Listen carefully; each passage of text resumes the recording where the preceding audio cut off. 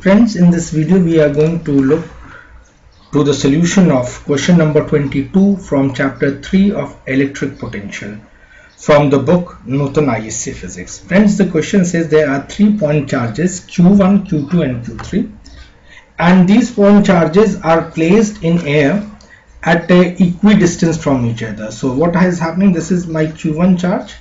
The magnitude of Q1 charge happens to be 1 microcoulomb and the nature is negative, so I am writing down it as minus 1 microcoulomb. Q2 is positive charge and the magnitude of Q2 happens to be 2 microcoulomb, whereas Q3 is once again a negative charge and the magnitude of Q3 is also 1 microcoulomb. All these charges are placed in air at a distance of 1 meter apart. So the distance between Q1 and Q2 happens to be 1 meter, whereas the distance between Q2 and Q3 also happens to be 1 meter. Is that clear? Now what is needed? It is needed that we need to find out the electrostatic potential energy of the system. Now friends, in order to calculate the potential energy of the system, there are two things that you should remember. First, you should remember that how many pairs are being formed. How many pairs of charges are there? That's the very first important thing you should be able to do. How many charges are there? There are 3 charges, so number of pairs.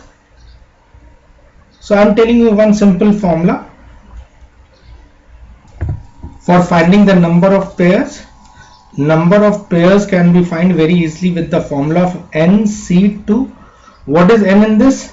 N happens to be the number of charges whose pair you are looking for.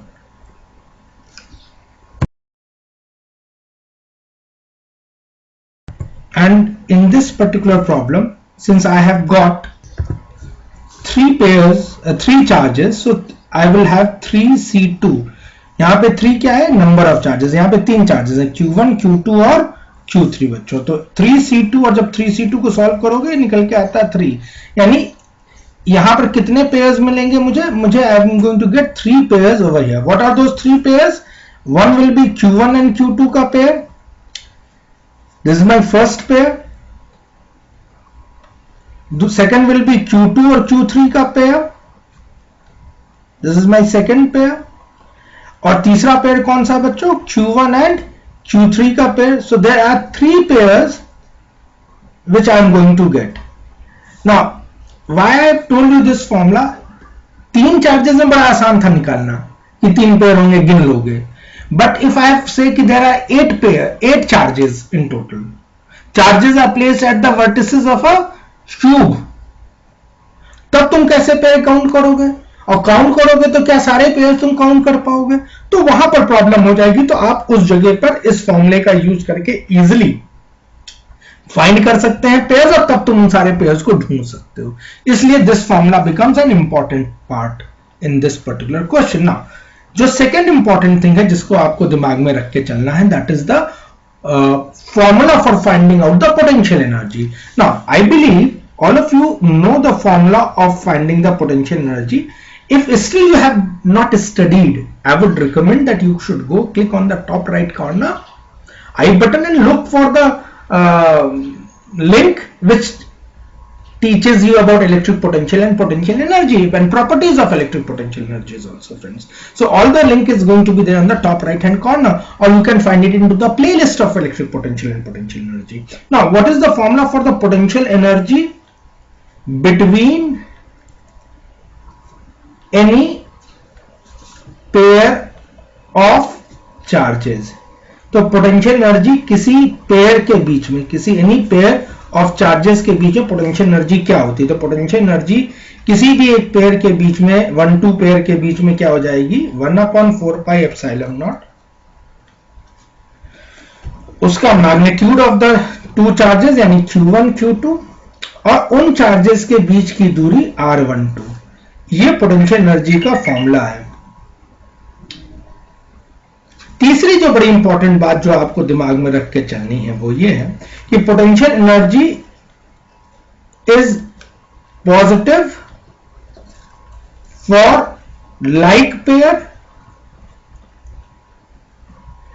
and potential energy is negative for unlike pair. तो potential energy कैसी है? Positive है like pair के लिए, और potential energy कैसी है? Negative है अनलाइक पेयर के लिए। चलो बच्चों, अब इस क्वेश्चन के रेफरेंस में हम लोग सारी चीजों को देखते हैं।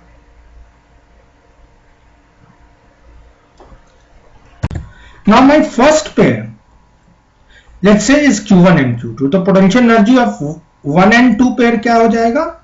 1/4 pi epsilon naught Q1 Q2 and the distance between 1 and 2. 1/4 pi epsilon naught बच्चों क्या है? 9 into 10 to the power of 9. Q1 कितना है? Q1 है -1, Q1 है 1 माइक्रोकूलम, तो 1 into 10 to the power of -6. Q2 क्या है? 2 microcoulomb, 2 into 10 to the power of -6 upon इनके बीच की दूरी बच्चों कितनी है? 1 मीटर। तो मैंने पेयर्स यहां निकाल लिए थे, स्टेप 2 ये कर दिया। स्टेप 2 में पहले पेयर का, अब ध्यान रखना पोटेंशियल एनर्जी को साइन के साथ लिखा जाता है।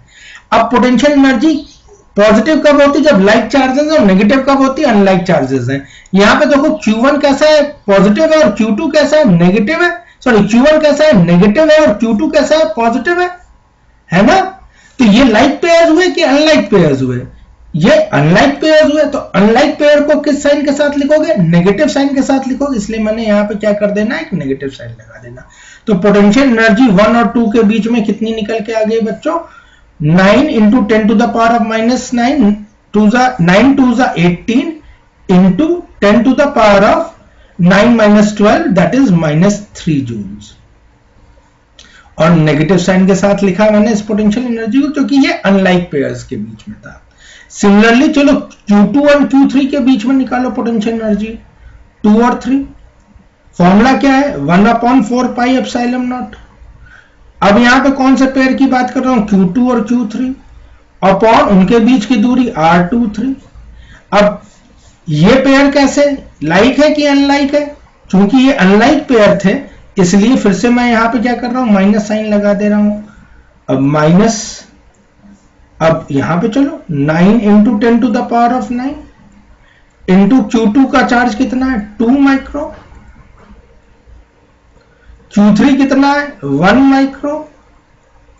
बच्चों एक चीज को ध्यान रखना, हम लोग मैग्नीट्यूड ऑफ चार्जेस में साइन नहीं पुट करते हैं। ये मैंने कई किताबों में ऑब्जर्व किया हुआ है कि वहां पर वो फॉर्मूले में मैग्नीट्यूड के साथ साथ उसका साइन सब्स्टिट्यूट करते हैं। बच्चों कभी नहीं किया जाता है। आपको समझना, फॉर्मूले में Q1 और Q2 उसके सिर्फ मैग्नीट्यूड थे।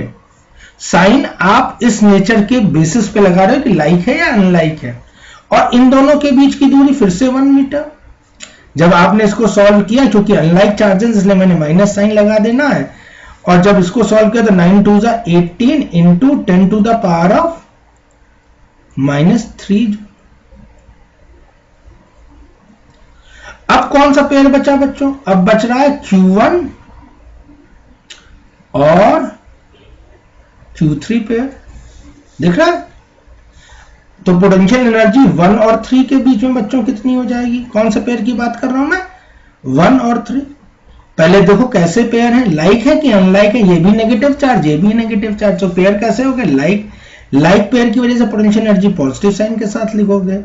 1/4 pi epsilon naught Q1 और ये वाला चार्ज Q3 और इनके बीच की दूरी R13। ये पोटेंशियल एनर्जी पॉजिटिव साइन के साथ लिखी गई, तो प्लस, सॉल्व करो, 9 into 10 to the power of 9। दोनों चार्जेस कितने हो गए? 1 micro 10 to the power of -6 into 1 micro.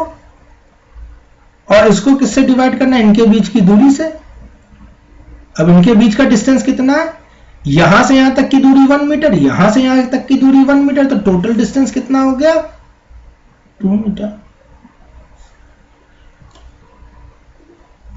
और जब आप इसको सॉल्व करोगे 9/2 into 10 to the power of -3, तो ये सॉल्व होके आया U13। मैं यहां लिख रहा हूं बच्चों, U13 सॉल्व होके आ रहा है 9/2 कितना हो जाता है 4.5, तो 4.5 इंटू 10⁻³ जूल। और चूंकि ये लाइट पेयर था तो इसकी पोटेंशियल एनर्जी किस साइन के साथ आपने लिख दी, प्लस के साथ। समझ में इतनी बात आ गई बच्चों? तो मैंने हर पेयर की पोटेंशियल एनर्जी निकाल ली। इस पेयर की निकाली, ये आई। इस पेयर की निकाली पोटेंशियल एनर्जी, 2-3 पेयर की निकाली, वो ये निकल के आ गई। और फिर ये पोटेंशियल एनर्जी 1-3 पेयर की आ गई बच्चों, आ गई ना? तो अब मुझे टोटल पोटेंशियल एनर्जी सिस्टम की चाहिए, तो potential energy of the system क्या हो जाएगा, पोटेंशियल एनर्जी स्केलर क्वांटिटी, सारी पोटेंशियल एनर्जी को ऐड करना, यानी पोटेंशियल एनर्जी 1-2 को, पोटेंशियल एनर्जी 1-3 को या 2-3 को, और फिर पोटेंशियल एनर्जी 1-3 को उठा के मुझे एल्जेब्राइकली ऐड कर देना है। तो बच्चों ये वैल्यू है -18 इंटू 10⁻³ प्लस ये वाली वैल्यू भी -18 इंटू 10⁻³ प्लस, और ये वैल्यू कितनी आई है 4.5 इंटू 10⁻³ सॉरी। सॉल्व करो तो -18 और -18 हो गया -36। 10⁻³ को मैं मिली लिख देता हूं, मिली जूल, प्लस यहां क्या बचा है 4.5, 10⁻³ को वापस से लिखा मिली जूल, एंड 36, और इसको सब्ट्रैक्ट करो, -36 प्लस 4.5, तो ये आ गया -31.5 मिली जूल। तो बच्चों ये आपके लिए इसकी potential energy of the system है बच्चों। ये ध्यान में रखिएगा, potential energy is highly dependent upon the geometry, the manner in which the charges are being placed. Charges कैसे प्लेस, अगर इन्हीं चार्जेस को इक्विलेटरल ट्रायंगल के ऊपर प्लेस कर दूंगा, इक्विलेटरल ट्रायंगल के वर्टिसेस के ऊपर, तो potential energy of the system बदल जाएगा। तो मैं चाहूंगा कि एक ये होमवर्क आप अपने एंड से करेंगे कि अगर इन चार्जेस को मैं प्लेस कर देता हूं एक इक्विलेटरल ट्रायंगल के वर्टिसेस पे, जिसका डिस्टेंस या जिसका साइड 1 मीटर है, then what will be the potential energy of the system? So this is my Q1, this is my Q2, and this is my Q3. So I will be waiting for your answers. Please post your answer in the comment box given below this video. Thank you so much, friends. Friends, thank you for watching. Don't forget to give a like और comment. अगर अभी तक आपने मेरे इस channel को subscribe नहीं किया है तो please do the same. Don't forget to hit the bell icon so that whenever a new video is loaded you get the notification. Take care and we will meet back again with a new video and a new solution. Thank you, friends.